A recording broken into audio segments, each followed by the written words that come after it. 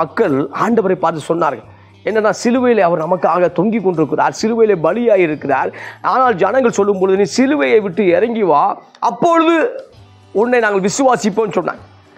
ஆனால் அதுக்காக கிறிஸ்து இறங்கி வரவே இல்லை. இவங்க சொல்கிறதுக்காக கிறிஸ்து இறங்கி வரவே இல்லை. ஏன்னா இவங்க சொன்னாலும் சொல்லாட்டினாலும், இவங்க விசுவாசித்தாலும் விசுவாசிக்காவிட்டாலும் அவர் தேவனுடைய குமாரனாகவே இருக்கிறார்.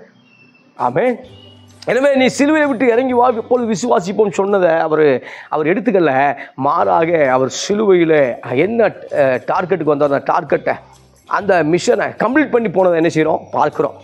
ஆனால் சிலுவையிலே நாம் மாம்சத்தை அறைய வேண்டிய நாம், உலகத்துக்கு மறிக்க வேண்டிய நாம், உலக காரியங்களுக்கு மறிக்க வேண்டிய நாம், ஸ்தோத்திரம். ஆனால் நாம் என்ன செய்கிறோம் அப்படின்னா, அப்பப்போ அந்த சிலுவை விட்டு இறங்கி வர்றதை என்ன செய்கிறோம், பார்க்குறோம்.